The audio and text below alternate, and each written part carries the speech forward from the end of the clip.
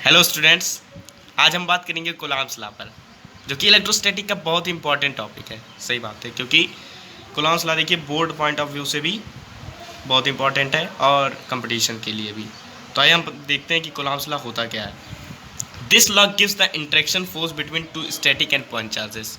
ठीक, static charge क्या होते हैं? जो दोनों रेस्ट पर हो, और ये बहुत ही मतलब कह सकते हैं आप इम्पॉर्टेंट पॉइंट है कूलॉम्स लॉ की, कि वो चार्जेस स्टैटिक होने चाहिए और पॉइंट चार्जेस ही होने चाहिए। अभी आगे में लेक्चर में हम इसके लिमिटेशंस में जब बात करेंगे तब हम बात करेंगे कि आखिर पॉइंट चार्ज ही होना क्यों ज़रूरी है।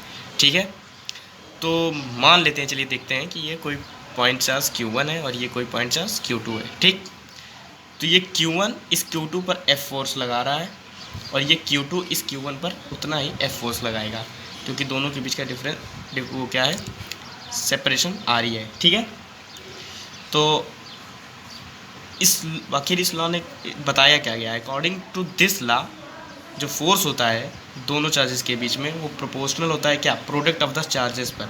ठीक, उसके प्रोपोर्शनल होता है और F is inversely proportional to the square of separation between charges. मतलब इसको इनवर्स स्क्वायर लॉ कहते हैं। जैसे हम लोग ग्रेविटेशन में पढ़े थे G=m1m2/r², वो भी इनवर्स स्क्वायर लॉ फॉलो करता था और कूलॉम्स लॉ भी इनवर्स स्क्वायर लॉ फॉलो करता है। तो क्या हो जाएगा, F=K(Q1Q2/r²। के एक प्रोपोर्शनलिटी कांस्टेंट है, इलेक्ट्रोस्टैटिक कांस्टेंट भी इसे कहते हैं, जो कि मीडियम पर डिपेंड करता है। और फ्री स्पेस के लिए इसकी वैल्यू जो होती है 9 × 10⁻⁹ होती है। इसकी SI unit newton metre square per coulomb square होता है। ठीक है, के बारे में भी आगे हम और डीप में बात करेंगे, क्योंकि के का भी क्वेश्चंस जब हम न्यूमेरिकल करते हैं तो उसमें के की परमिटिविटी अलग अलग आती है। तो हम देखते हैं कि आखिर इसका यूज़ करना कैसे है, क्योंकि के की वैल्यू जो होती है 1/4πε0 होती है। ठीक है, तो इसको हम आगे बात करेंगे। बात करते हैं अब vector form of Coulomb's law. आखिर वेक्टर मतलब, क्योंकि देखिए हम जानते हैं चार्ज तो स्केलर क्वांटिटी है, पर उस पर लगने वाले जो फोर्सेज होते हैं वो स्केलर क्वांटिटी नहीं, वो वेक्टर क्वांटिटी है। तो आखिर इसका वेक्टर फॉर्म क्या है, तो हम देखिए मानते हैं यहाँ पर कोई पॉइंट चार्ज Q1 है और ये Q2 है। ठीक है, इस Q1 की वजह से जो Q2 पर फोर्स लग रहा है वो F लग रहा है, और इस Q2 की वजह से जो Q1 पर फोर्स लग रहा है मान लीजिए F डैश लग रहा है।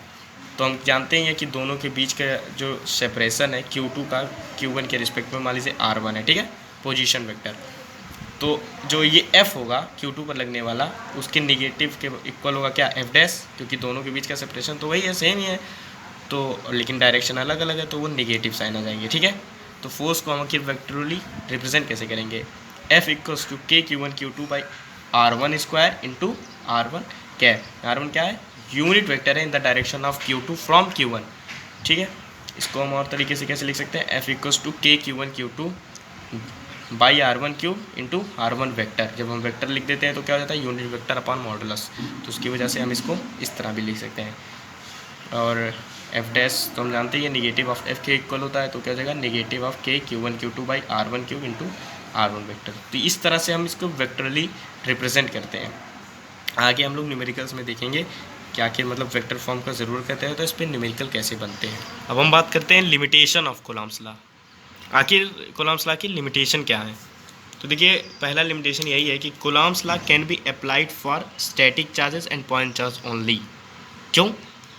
जैसे देखिए स्टैटिक चार्ज तो इसलिए है कि मूविंग चार्जेस की वजह से मैग्नेटिक फोर्स भी एक्सपीरियंस करने लगता है चार्ज। ठीक है, मैग्नेटिक फील्ड जनरेट होती हैं, उससे वो मैग्नेटिक फोर्स मतलब एक्सपीरियंस करने लगता है। और कूलम्ब्स लॉ जो है वो ओनली सिर्फ किसकी वजह से होता है, इलेक्ट्रिकल फोर्स की वजह से। इसीलिए ये मूविंग चार्जेस पर अप्लाई नहीं हो सकता है, क्योंकि उसमें मैग्नेटिक फोर्सेस भी एक्सपीरियंस होने लगेंगे। ठीक, और पॉइंट चार्जेस क्यों होना चाहिए, ज़रूरी है। देखिए हम मान लेते हैं कि कोई पॉइंट चार्ज नहीं है। ठीक है, इस पर हम चार्ज का सेपरेशन कर दिए, जिसका सेंटर यहाँ है। हम मान लेते हैं कि जो सेंटर ऑफ चार्ज है वो Q1 है। ठीक है, और यहाँ पर एक पॉजिटिव चार्ज हमने रख दिया मान लीजिए Q2, और इन दोनों के बीच के सेंटर्स का डिफरेंट क्या हो जाएगा, सेपरेशन R। ठीक, तो अब according to Coulomb's law force क्या हो जाएगा, F=K(Q1Q2/r²। लेकिन हम जानते हैं कि जब भी एक्सटर्नल इफेक्ट्स की वजह से, अभी हम लोग चार्जिंग इंडक्शन कॉन्सेप्ट्स में देखा था कि Q2 रखेंगे तो इस पर क्या हो जाएगा, एक्सटर्नल इफेक्ट्स के कारण ये रिपेल करेगा पॉजिटिव चार्ज। ये क्या हो जाएंगी, चार्ज डेंसिटी इधर बढ़ जाएगी पॉजिटिव चार्ज की रिपेल होने के कारण। वो इधर कम हो जाएगी, तो जो सेंटर ऑफ चार्ज होगा वो इधर से लेफ़्ट की ओर शिफ्ट हो जाएगा। तो एक नया फोर्स इन लोग पे लगना पड़ेगा। मान लीजिए वो नया फोर्स क्या है, एफ डैश है, ठीक है। एफ डैश अगर देखिए एफ डैश अगर Q2 जो है ये पॉजिटिव चार्ज है तो पॉजिटिव चार्ज इस तरफ शिफ्ट हो जाएंगे, तो सेंटर ऑफ चार्ज इस तरफ शिफ्ट हो जाएगा, तो ये जो सेपरेशन है वो बढ़ गई Q2 में और इसके सेंटर ऑफ चार्ज में, और सेपरेशन बढ़ने की वजह से क्या हो जाएगा, फोर्स कम हो जाएगा, ठीक।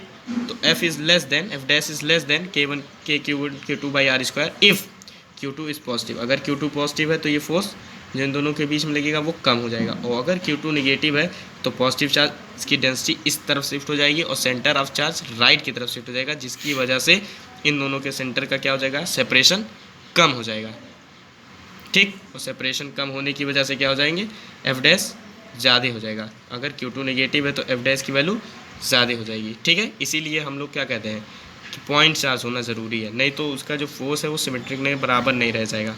इसलिए ये ज़रूरी है कि वहाँ पर पॉइंट चार्ज ही होना चाहिए, ठीक है।